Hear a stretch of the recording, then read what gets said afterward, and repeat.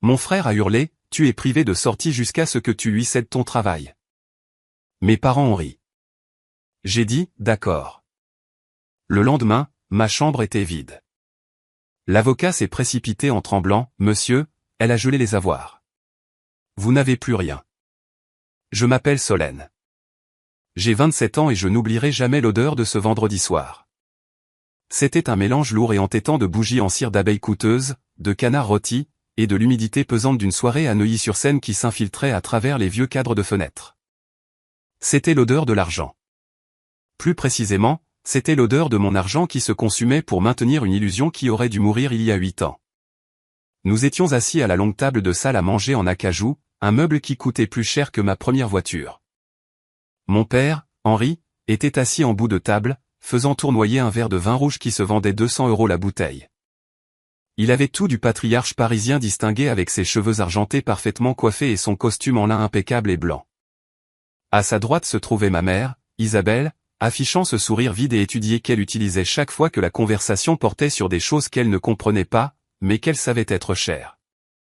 Et puis, il y avait les vedettes du spectacle. Mon frère aîné Bastien, 31 ans, rayonnant de la confiance imméritée d'un homme qui n'a jamais fait face à une véritable conséquence dans sa vie. À côté de lui était assise Tiffany, ma belle-sœur de 26 ans.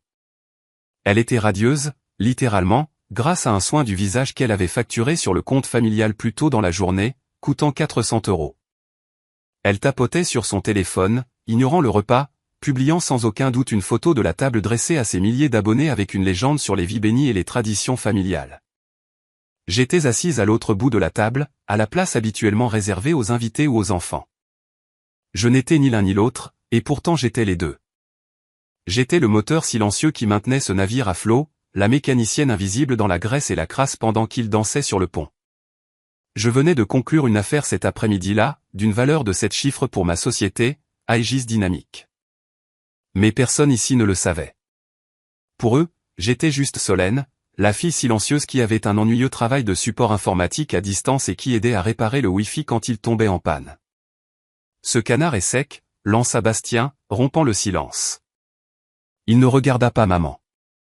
Il jeta simplement sa fourchette sur la porcelaine avec un cliquetis. As-tu utilisé le nouveau four à convection que je t'ai dit d'acheter?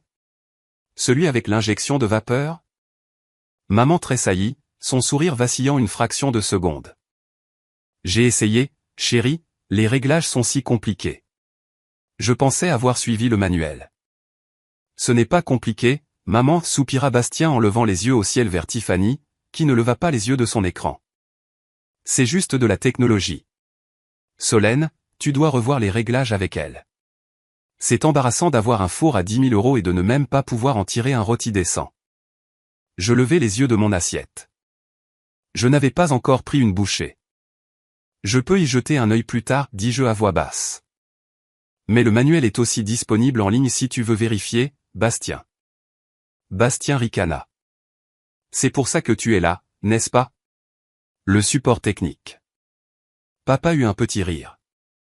Un son grave et ronronnant qui me faisait sentir en sécurité quand j'étais enfant.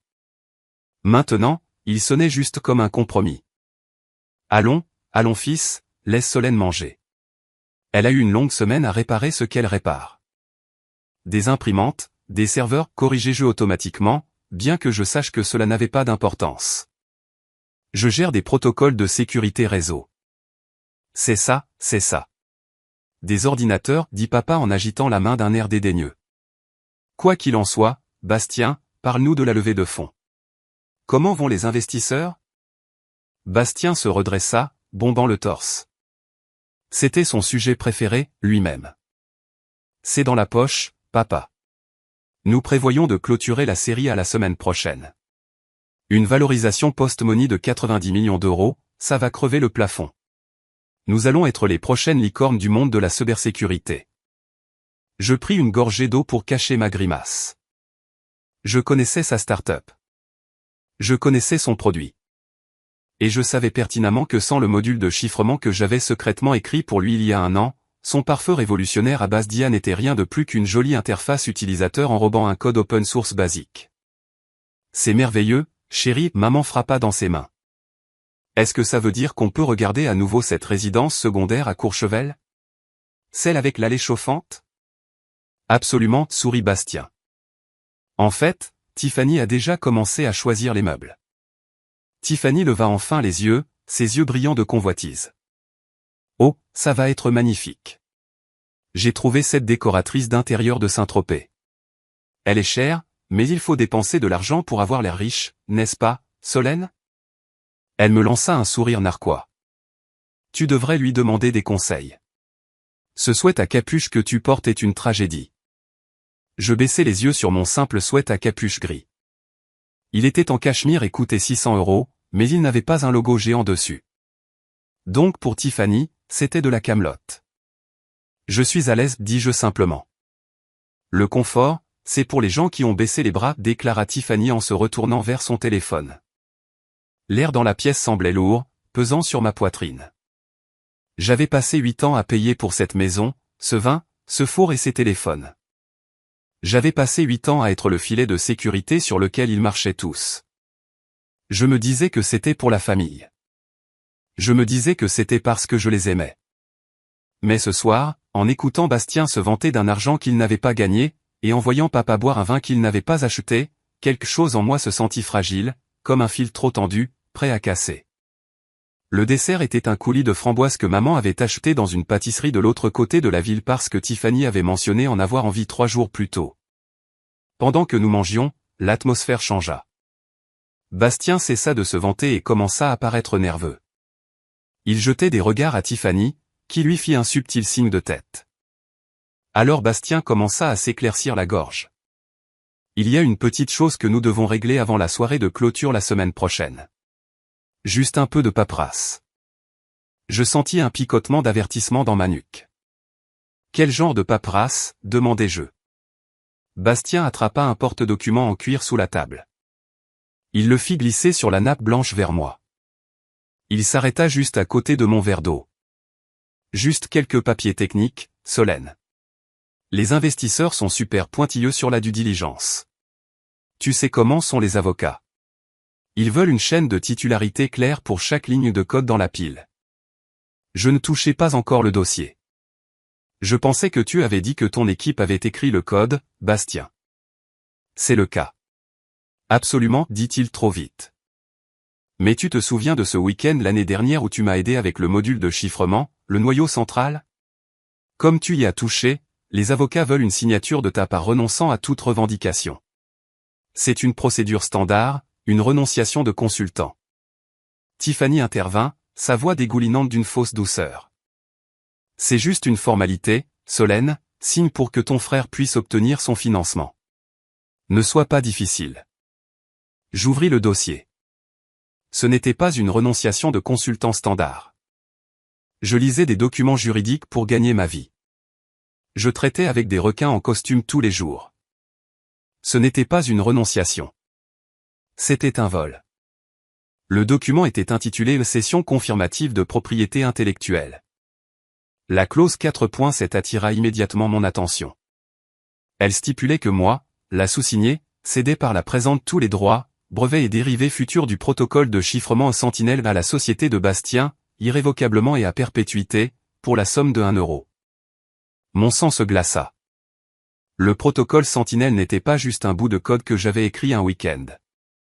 C'était le fondement de ma propre entreprise, Aegis.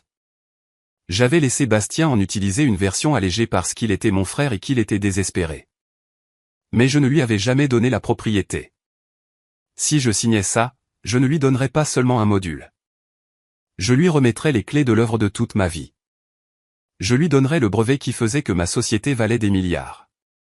Ceci c'est de la propriété, Bastien, dis-je, en gardant ma voix stable. Ce n'est pas une renonciation. Ça dit que tu possèdes le code que j'ai écrit. Et alors, lança Bastien, son masque de gentil garçon glissant. Ça fait partie de ma plateforme. J'ai bâti l'entreprise. J'ai fait les réunions de présentation.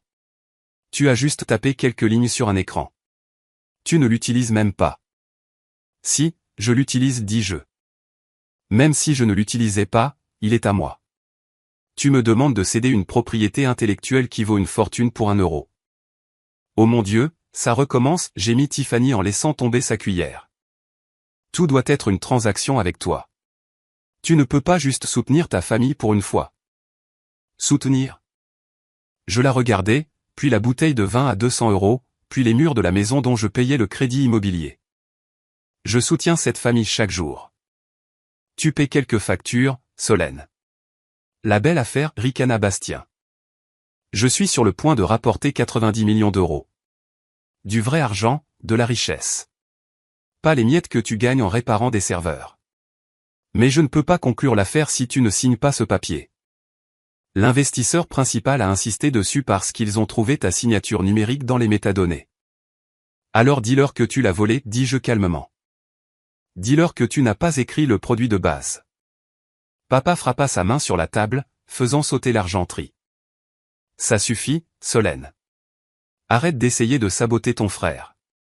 Il a travaillé dur pour ça.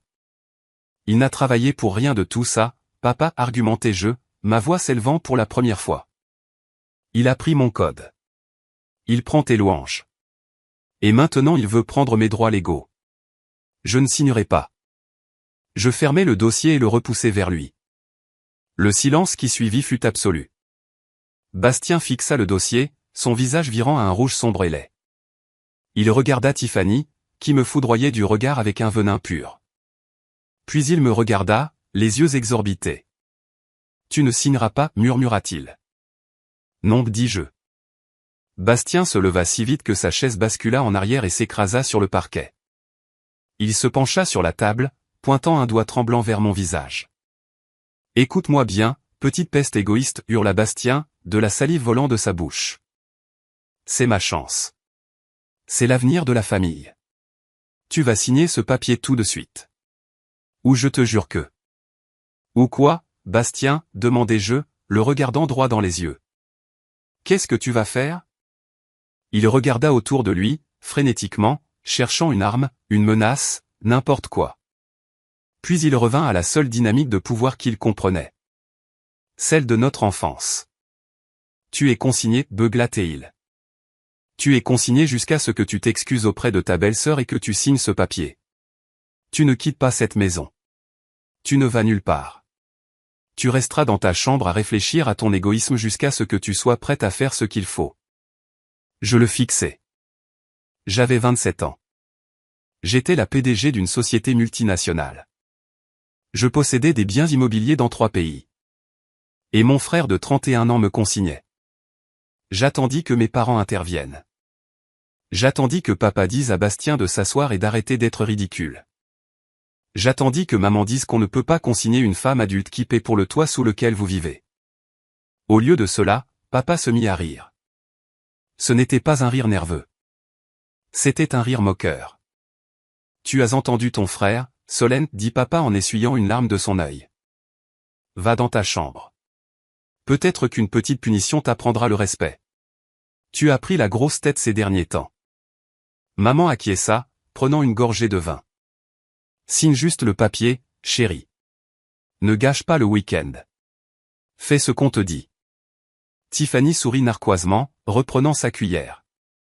Peut-être qu'on devrait lui confisquer son téléphone aussi, Bastien. Comme on fait avec les enfants. Ce fut le moment. La seconde exacte où le câble cassa. Pendant 8 ans, je m'étais convaincu qu'ils étaient juste mauvais avec l'argent, qu'ils étaient impuissants, qu'ils avaient besoin de moi. Je pensais que j'étais la sauveuse. Mais en regardant leur visage, le mépris dans les yeux de Bastien, l'amusement dans ceux de papa, l'indifférence dans ceux de maman, je réalisais que je n'étais pas la sauveuse. J'étais la servante. Ils ne m'aimaient pas. Ils aimaient le style de vie que je leur fournissais, mais ils méprisaient le fait que cela vienne de moi. Ils avaient besoin de m'humilier pour se sentir mieux en prenant mon argent. Me consigner n'était pas une punition. C'était une réaffirmation de leur domination. Ils voulaient me rappeler que peu importe combien je payais, j'étais toujours l'enfant et ils étaient les maîtres.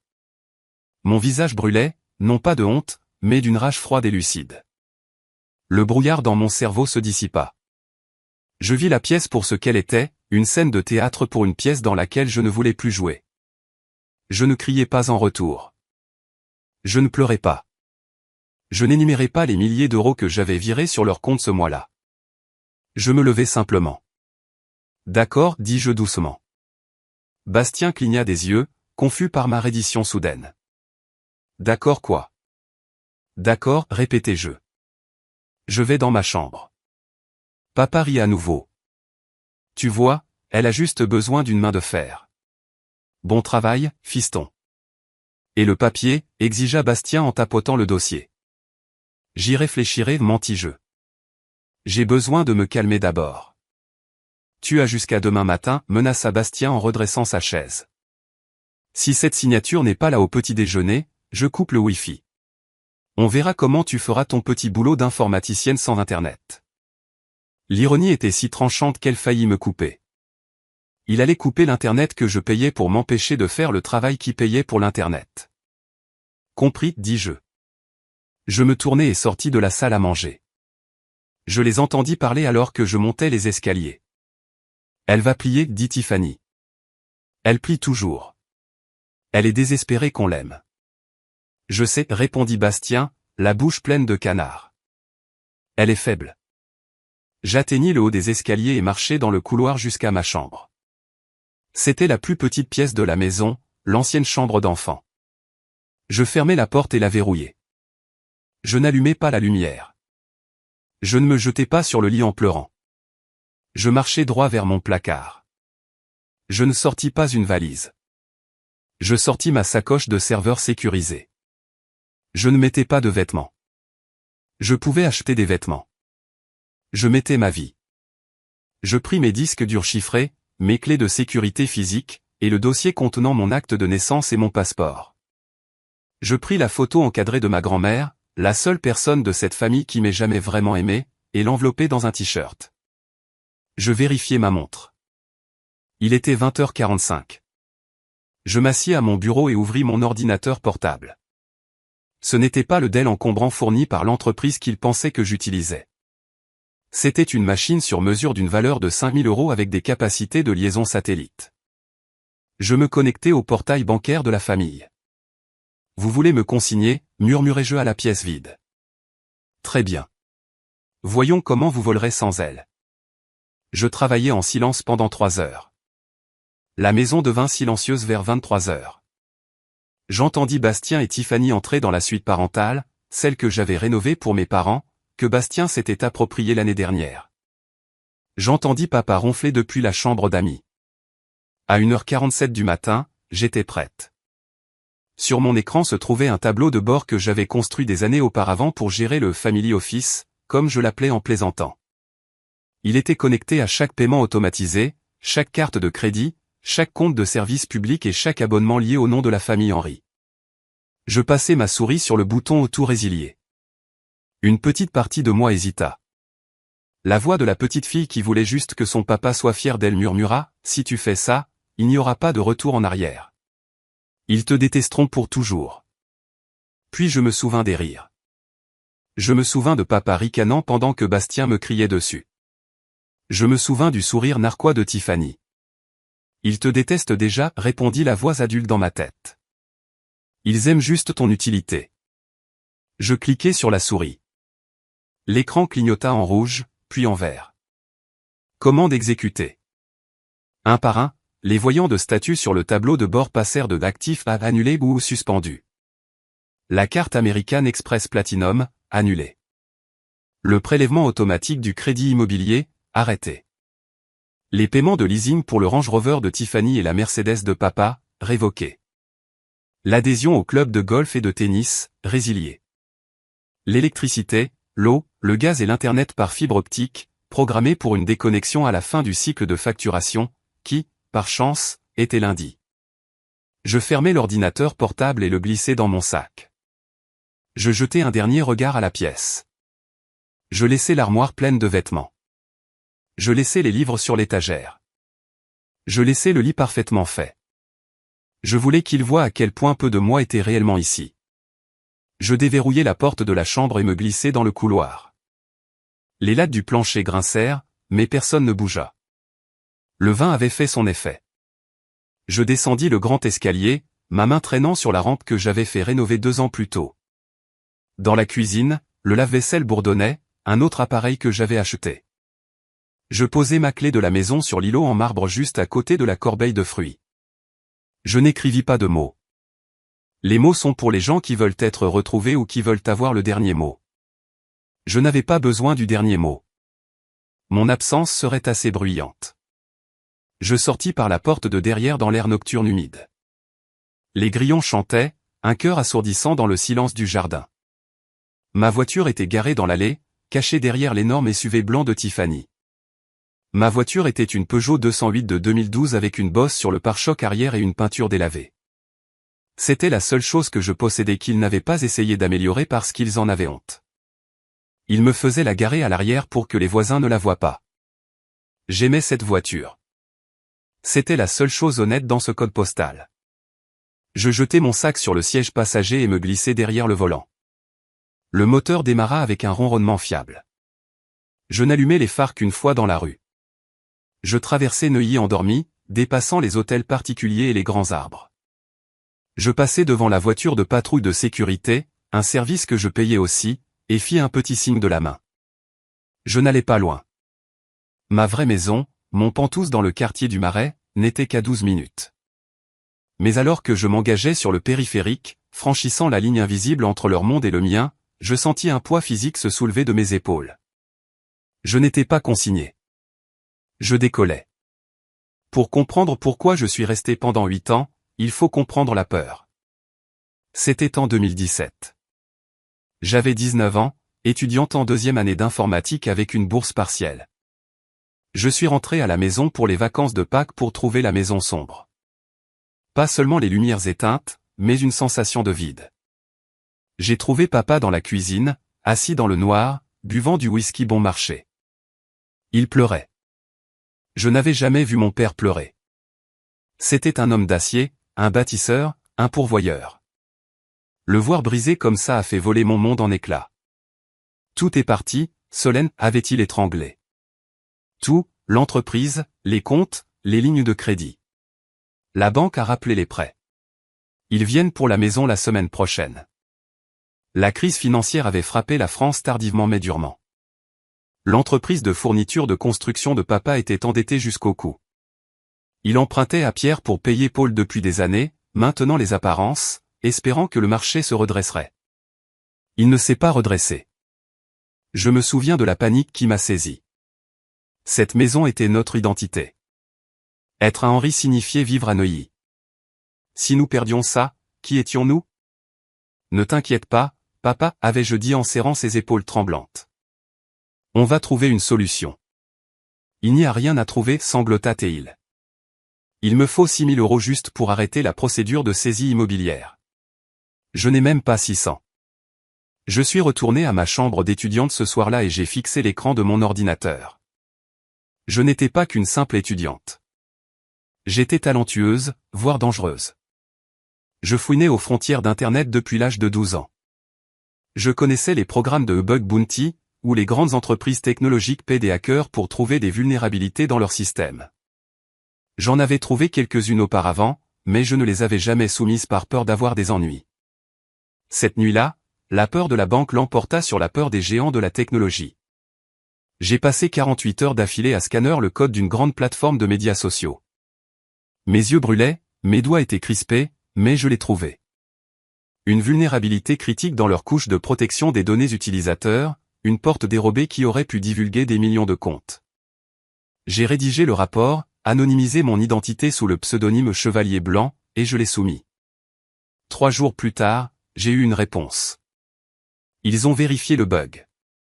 La récompense était de 15 000 €. J'ai immédiatement viré 6 000 € sur le compte de papa.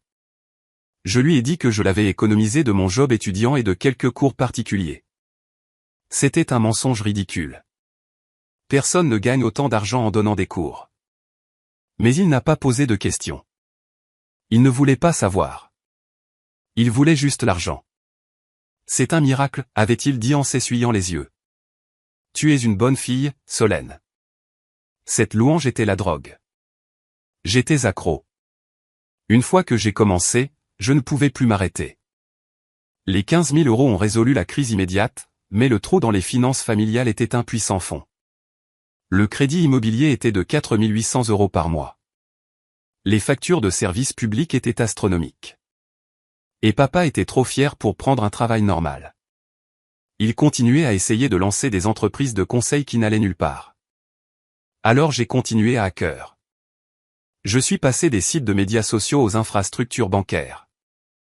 Opérant toujours dans la zone grise.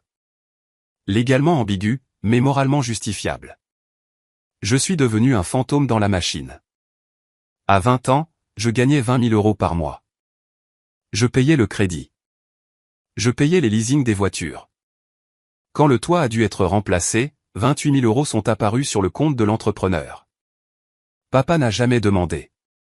Maman n'a jamais demandé. Ils ont développé une cécité commode. S'ils ne demandaient pas, ils n'avaient pas à reconnaître que leur fille de 19 ans était le chef de famille. Ils pouvaient continuer à prétendre que papa était le patriarche et que j'étais juste l'enfant serviable. J'ai abandonné l'université en 3e année.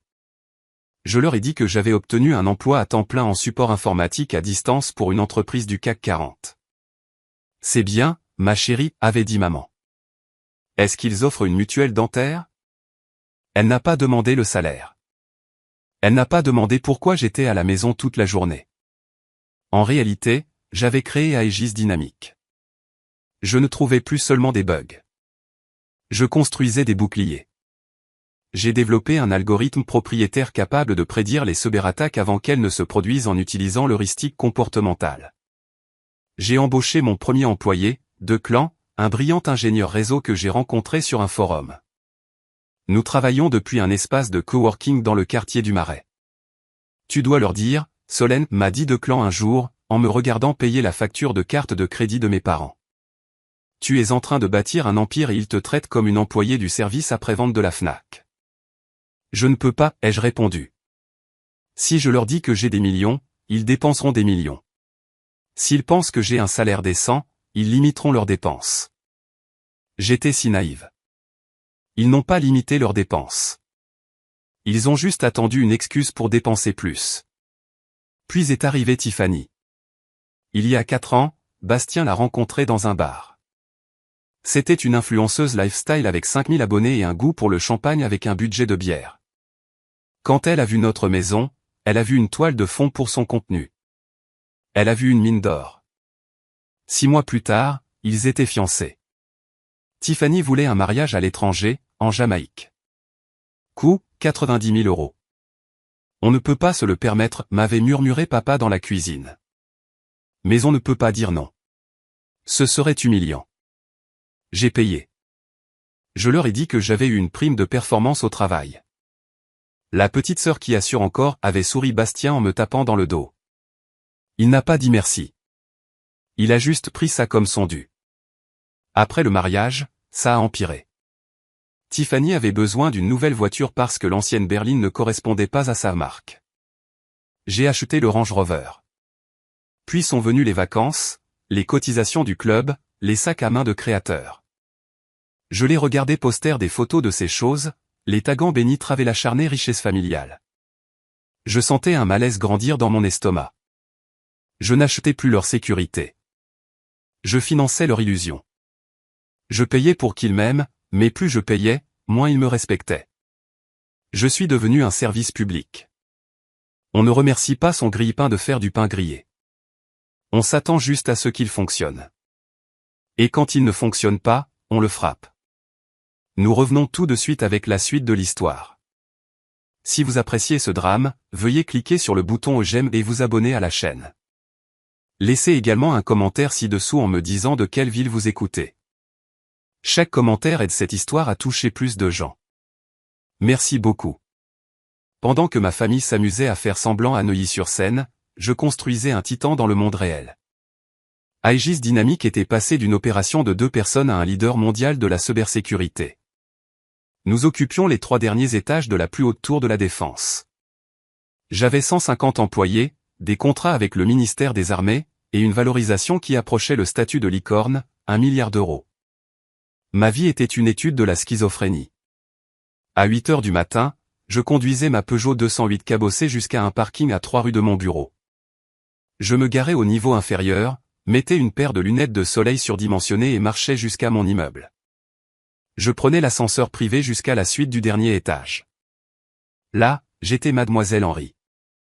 Je commandais des salles pleines de cadres chevronnés. Je prenais des décisions qui faisaient bouger les marchés boursiers. Mon avocat, Maître Sterling, un homme qui terrifiait la plupart des juges, prenait des notes quand je parlais. L'offre d'acquisition d'Oracle est tentante, m'avait dit Maître Sterling la semaine dernière. Mais vous valez plus, Solène. Votre propriété intellectuelle est la référence. Je sais, avais-je répondu en signant un document autorisant une expansion de RD de 5 millions d'euros. Nous tenons. À 18 h, j'inversais la transformation. J'enlevais le blazer, mettais le sweat à capuche, ramenais la 208 à Neuilly, et entrais dans une maison où j'étais traité comme une enfant simplette. Solène, le Wi-Fi est lent à nouveau, se plaignait Tiffany sans lever les yeux. As-tu oublié de payer la facture? Je vais vérifier le routeur, disais-je, soumise et silencieuse. Declan, mon associé, pensait que j'étais folle. Pourquoi fais-tu ça, me demandait-il constamment. Tu pourrais acheter cette maison 10 fois. Tu pourrais les mettre dehors. Pourquoi les laisses-tu te traiter comme la bonne? Parce que c'est la seule maison que j'ai, avouai-je. Et s'ils savaient la vérité, ils ne m'aimeraient pas. Ils aimeraient juste l'argent. Au moins maintenant, je sais exactement où j'en suis. Mais j'avais tort. Je ne savais pas où j'en étais. Je pensais que j'étais toléré. Je ne réalisais pas que j'étais ciblé. La trahison a commencé il y a 1 an, déguisée en complicité fraternelle. Bastien avait été licencié de son 3e emploi de commercial. Il est venu me voir, humble pour une fois. Solène, dit-il, assis au bord de mon lit. J'ai une idée. La cybersécurité, c'est porteur en ce moment. Je veux créer une entreprise, mais je ne connais pas la technologie. Peux-tu m'apprendre? J'étais touché. Pour la première fois depuis une éternité, mon grand frère demandait mon expertise, pas mon portefeuille. J'ai passé 3 week-ends avec lui. J'ai expliqué les bases de l'architecture de pare-feu. Il hochait la tête, prenait des notes et semblait vraiment intéressé. J'ai besoin d'une démo, dit-il finalement. Quelque chose à montrer aux investisseurs. Juste une preuve de concept. J'aurais dû dire non, mais je voulais qu'il réussisse. Je voulais qu'il ait son propre truc pour qu'il arrête de me sucer le sang. Alors j'ai écrit un module. C'était une version simplifiée du protocole Sentinel, le moteur principal d'Aegis. J'ai retiré les fonctionnalités d'entreprise, mais le noyau était toujours mon code propriétaire. Tiens, dis-je en lui tendant la clé USB. Ça leur montrera comment fonctionne la filtration de paquets. Mais Bastien, c'est juste pour la démo. Tu ne peux pas vendre ça. C'est ma propriété intellectuelle. Bien sûr, promis-il. Juste pour la frime. Il a menti. Il a pris ce code, a engagé un développeur freelance bon marché pour y coller un tableau de bord flashy, et l'a appelé le système Ironclad. Il a créé une société. Il a commencé à démarcher des capital risqueurs. Il n'a pas construit un produit. Il a construit une façade sur mes fondations. Je n'ai su qu'il le vendait qu'il y a 3 semaines. C'est là que Declan est entré dans mon bureau, le visage pâle. Tu dois voir ça, dit Declan en posant un épais document sur mon bureau en verre. C'était un rapport de due diligence confidentielle d'une société de capital risque de San Francisco. Declan avait un ami là-bas qui le lui avait fuité parce que la technologie semblait étrangement familière. J'ai parcouru les pages. C'était là. Le pitch de l'entreprise de Bastien. Il prétendait avoir inventé une couche de chiffrement innovante basée sur l'IA. Je suis allé à la page 47 de l'analyse technique. L'équipe technique du capital risqueur avait analysé le dépôt de code fourni par Bastien. Avertissement, le noyau central contient des signatures cryptographiques correspondant à l'architecture Sentinel associée à Aegis Dynamics. La propriété n'est pas claire. Action recommandée, obtenir une cession complète de la propriété intellectuelle et une renonciation de l'auteur original avant le financement. Mon cœur s'arrêta. Bastien n'utilisait pas seulement mon code pour une démo. Il le vendait. Il levait 90 millions d'euros sur la base de mon invention et il avait prétendu l'avoir écrite. Les investisseurs n'étaient pas stupides. Ils avaient vu les empreintes numériques. Ils savaient que Bastien ne l'avait pas écrit. C'est pourquoi ils exigeaient la signature. Ils devaient nettoyer la scène du crime avant de signer le chèque. Il essaie de voler l'entreprise, Solène, dit Declan doucement. Si tu signes une renonciation, il pourrait théoriquement nous poursuivre pour l'utilisation du code que tu as écrit. Il pourrait détruire Aegis. Je me suis adossé à ma chaise, fixant le plafond. La trahison était si complète, si absolue, qu'elle était à couper le souffle. Il ne demandait pas seulement de l'argent cette fois. Il me demandait de me trancher la gorge pour qu'il puisse porter mon sang comme une écharpe. Appelle maître Sterling, dis-je à Declan. Nous devons nous préparer. Pendant les 3 dernières semaines, j'avais attendu. Je savais que la demande viendrait. Je savais qu'il essaierait de me faire signer quelque chose. Je ne savais juste pas qu'il le ferait autour d'un dîner de canard avec mes parents l'encourageant. Et je ne m'attendais certainement pas à ce qu'il me consigne pour avoir refusé. Le récit suivant provient des dépositions légales et des journaux de sécurité recueillis après l'événement. Le samedi matin chez les Henry commençait habituellement à 10 heures. Mais ce samedi-là, Bastien était debout à 8 heures. Il était furieux. Le Wi-Fi fonctionnait toujours. Je ne l'avais pas encore coupé. Je voulais que le timing soit parfait, mais il n'avait pas reçu l'email de notification confirmant que j'avais signé le document. Il monta les escaliers en trombe jusqu'à ma chambre. Il donna un coup de pied dans la porte. Solène, ouvre. Je ne joue pas. Il donna un autre coup de pied plus fort, fissurant le cadre. Comme il n'y avait pas de réponse, il défonça la porte d'un coup d'épaule, faisant irruption dans la pièce. Il s'attendait à me trouver en pleurs dans mon lit ou peut-être en train de bouder devant mon ordinateur. Au lieu de cela, il trouva le vide. La pièce était impeccable. Le lit était défait. La porte du placard était ouverte, révélant des cintres vides. Le bureau était nu. Pas d'ordinateur, pas de disque dur, pas de papier. Qu'est-ce que, marmonna Bastien. Il descendit en courant. Maman, papa. Elle est partie. Ils étaient dans la cuisine. Maman préparait du café. Qui est parti? Solène.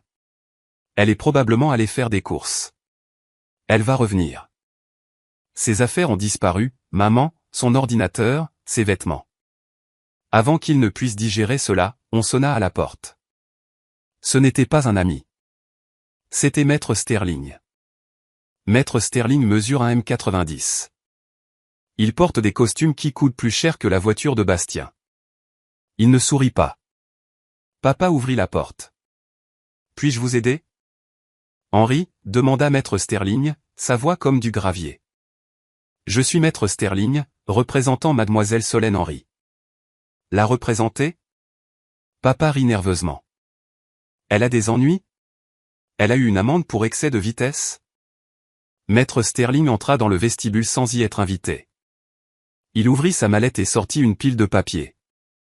Mademoiselle Henry a engagé mon cabinet pour gérer la séparation de ses actifs de ce foyer. Avec effet immédiat. Bastien arriva en courant dans le hall. Qu'est-ce que c'est que ça? Où est-elle? Dites-lui de ramener ses fesses à la maison et de signer les papiers. Maître Sterling se tourna vers Bastien. Il le regarda comme s'il était une tache sur le tapis. Monsieur Bastien Henry, dit maître Sterling, j'ai ici une ordonnance de cessation et d'abstention concernant l'utilisation non autorisée de la propriété intellectuelle d'Aegis Dynamics. Nous avons également notifié à vos investisseurs potentiels que le code Ironclad est une propriété volée. La levée de fonds est morte. Si vous tentez d'utiliser, de vendre ou de modifier ce code à nouveau, nous engagerons des poursuites fédérales pour espionnage industriel. Bastien devint blanc. Quoi? Aegis Dynamics? C'est une entreprise qui vaut 1 milliard. Solène travaille dans le support informatique. Solène et Aegis Dynamics, corrigea froidement maître Sterling. Elle en est la fondatrice et l'actionnaire majoritaire. Et vous, monsieur, vous avez de gros ennuis. La prise de conscience ne les frappa pas tous en même temps. Elle vint par vagues d'horreur. Fondatrice, murmura maman. Mais elle conduit une Peugeot. Elle préfère la discrétion, dit maître Sterling. Une discrétion dont elle n'a plus besoin. Il tendit une autre enveloppe à papa. Ceci est un avis de cessation immédiate de tout soutien financier volontaire.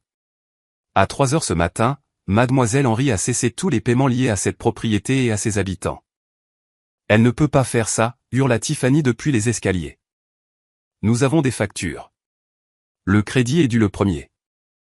Alors je vous suggère de trouver un moyen de le payer 10 mètres sterling. Bonne journée. Il sortit. La vraie panique s'installa le lundi matin. À 9 heures, les lumières de la maison s'éteignirent. La climatisation gémit et mourut. Le silence fut soudain et oppressant. Vérifie le disjoncteur, cria papa. Bastien vérifia son téléphone pour appeler la compagnie d'électricité. Je n'ai pas de réseau, dit-il en tapotant l'écran. Mes données sont coupées. Les miennes aussi, pleura Tiffany. Ils se rassemblèrent dans le salon, transpirant dans la chaleur montante. Papa essaya d'utiliser le téléphone fixe. Pas de tonalité. J'avais parfaitement synchronisé. Le forfait familial pour les téléphones portables était à mon nom. J'avais déclaré les appareils perdus et annulé les lignes. Le compte d'électricité était à mon nom. J'avais ordonné une déconnexion. Bastien se rendit en voiture dans un café pour avoir le Wi-Fi. Il essaya de se connecter au compte bancaire pour payer la facture d'électricité. Accès refusé. Il essaya les cartes de crédit. Carte annulée. Il appela la banque. On lui dit que, comme la titulaire principale du compte, moi, avait retiré son autorisation, les comptes joints étaient gelés en attendant un audit, et comme les cartes de crédit étaient des cartes supplémentaires sur mon compte, elles étaient nulles. Il n'avait aucun accès à l'argent liquide. Il n'avait aucun crédit et il n'avait aucun revenu. J'étais assise dans mon bureau à regarder les journaux sur mon écran. Je voyais les tentatives de connexion échouer. Je voyais les pings désespérés. C'est fait, dis-je à Declan. Comment te sens-tu, demanda-t-il. Comme si je pouvais enfin respirer, dis-je. Le mercredi fut le jour où le quartier l'apprit officiellement. À Neuilly, l'apparence est tout. Une dépanneuse est un scandale. 2 dépanneuses est une tragédie. 3 est une comédie. J'en ai envoyé 3. Comme les leasings des véhicules étaient à mon nom et que j'avais manqué au paiement en les annulant, j'ai volontairement appelé la société de leasing et leur ai dit de venir récupérer leurs biens. À midi, un camion plateau recula dans l'allée. Tiffany sortit de la maison en hurlant. « Qu'est-ce que vous faites ? Laissez mon Range Rover. » Les papiers dits saisis, madame, dit le chauffeur en accrochant les chaînes. Vous ne pouvez pas le prendre. Mon sac à main est dedans. Vous pouvez le récupérer, mais la voiture part. Alors qu'elle sanglotait sur la pelouse, serrant son sac Louis Vuitton, un deuxième camion arriva pour la Mercedes de papa. Les voisins regardaient à travers leurs rideaux. Certains se tenaient audacieusement sur leur perron, regardant le spectacle. Madame Higgins, la voisine, le filmait même sur son iPad. Bastien essaya de bloquer l'allée avec son corps. C'est une erreur. Ma sœur paie pour ça. Appelez Solène Henry. Nous l'avons fait, dit le chauffeur. Elle a autorisé l'enlèvement. C'était le coup de poignard.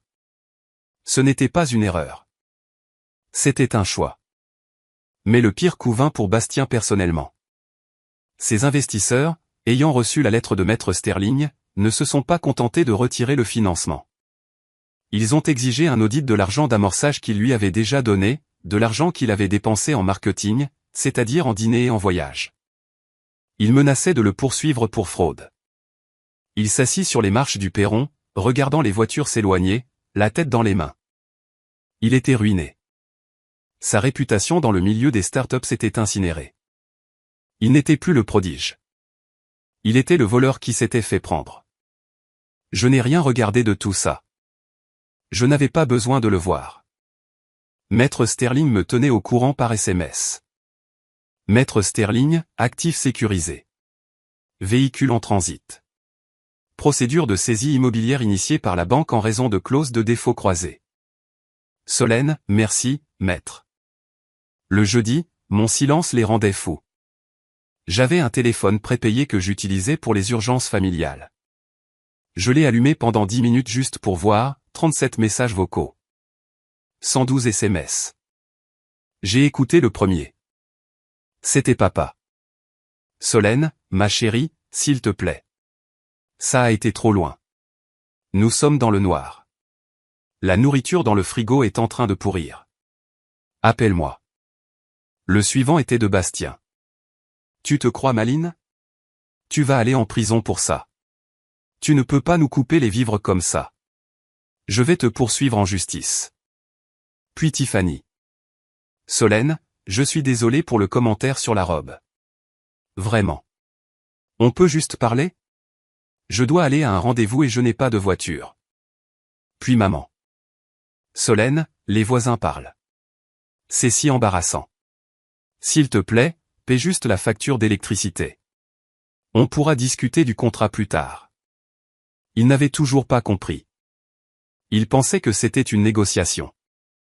Il pensait que j'attendais des excuses pour pouvoir ouvrir le robinet. Il ne comprenait pas que le robinet était cassé. Les tuyaux étaient arrachés. Le puits était empoisonné. Je n'ai pas répondu. J'ai de nouveau bloqué les numéros. J'ai passé cette soirée dans mon pantouse. J'ai cuisiné un simple dîner de pâtes. J'ai bu un verre de vin qui coûtait 20 €, et il était meilleur que la bouteille à 200 € que papa buvait. Pour la première fois de ma vie d'adulte, je ne m'inquiétais pas de leur crise. Je ne calculais pas si j'avais assez de liquidité pour couvrir la dette de jeu de Bastien ou la virée shopping de Tiffany. J'étais seul, et c'était glorieux. La fin est arrivée 30 jours plus tard.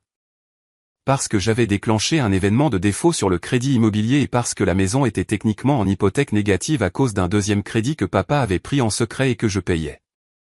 La banque a agi rapidement.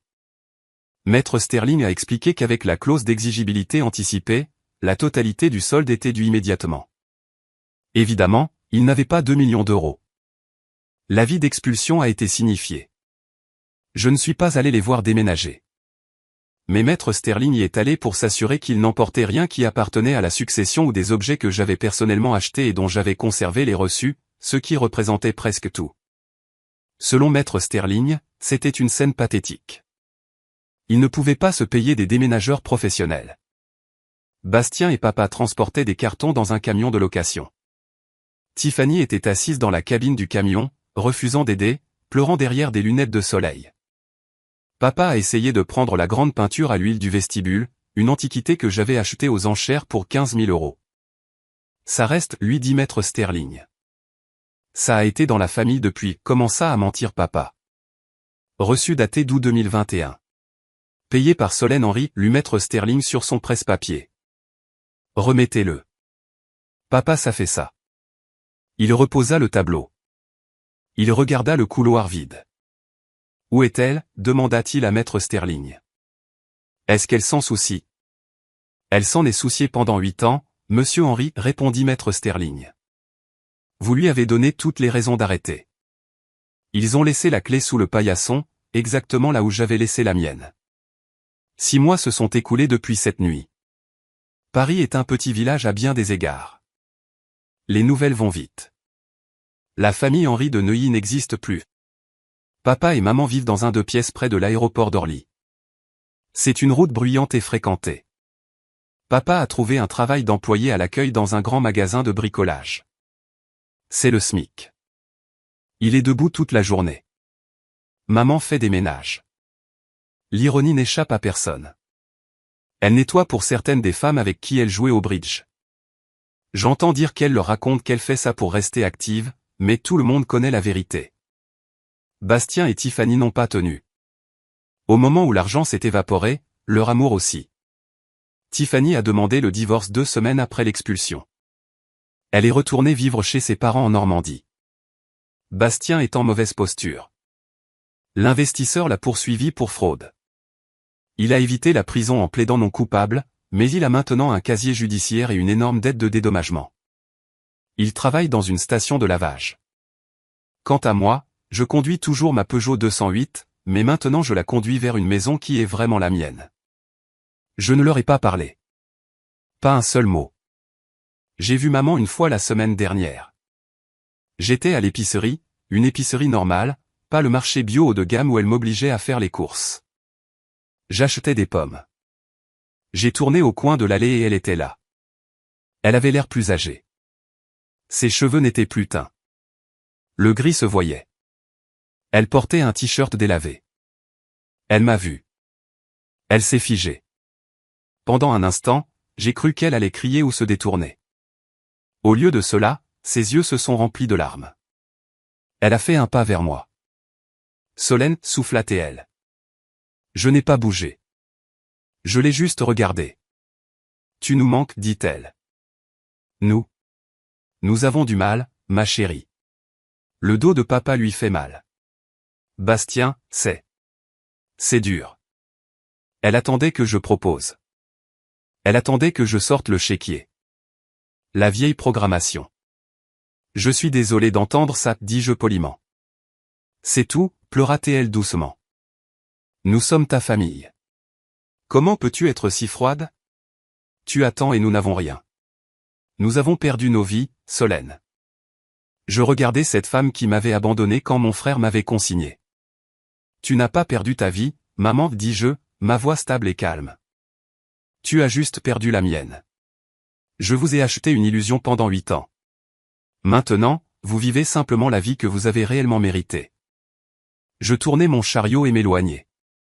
Solène, appela-t-elle derrière moi.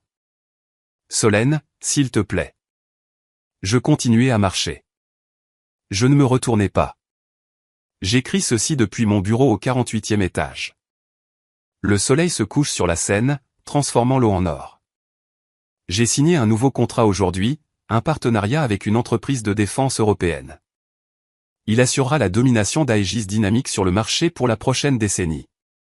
J'ai regardé la ligne de signature. Solène Henry. Cette signature vaut des milliards et elle m'appartient. Pas à Bastien. Pas à l'héritage familial. À moi.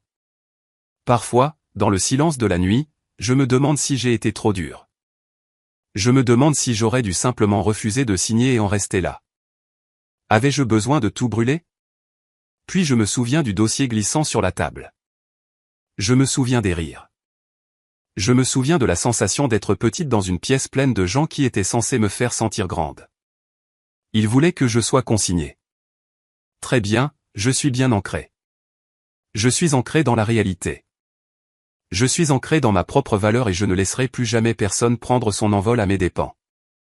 En regardant les ruines de ce qui était autrefois ma famille, je me demande parfois, ai-je été trop dur? Méritait-il de perdre absolument tout à cause d'un contrat? Ou est-ce que j'attendais juste une excuse pour enfin couper le cordon? Dites-le moi.